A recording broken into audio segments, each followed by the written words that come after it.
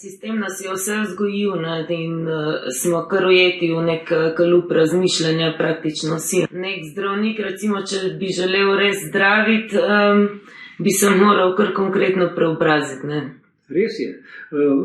Mogoče smo mi bolj analogna generacija, ki smo različne ureditve spoznali v delovanju, kdo je pač bil podobno kot jaz aktiven, predvsem v gospodarstvu, v mednarodnem gospodarstvu, v politiki.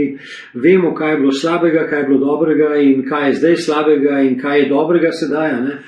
In v bistvu je treba združiti tisto dobro, kar smo zgodovinsko spoznali, da lahko funkcionira. Ne? Za mene novi sistem, ne? Ni nekaj iluzornega, kar bi čakali, da bo prišlo iz vesolja ali pa iz karantanje. Ne?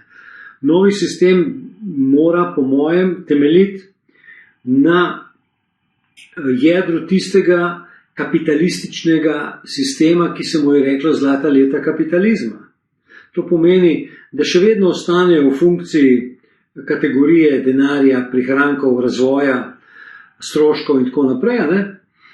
Ampak da se družbo organizira tako, da država služi državljanom.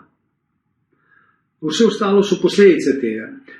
Sedanje stanje je postavljeno tako, da država ne sme in ne more služiti svojim državljanom.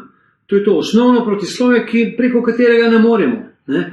In znotraj države, ki ne služi svojim državljanom, ampak služi globalističnim ciljem, ni možno realizirati celostne medicine, človeku prijaznega zdravstva, šolstva, gospodarstva, kulture. Ne?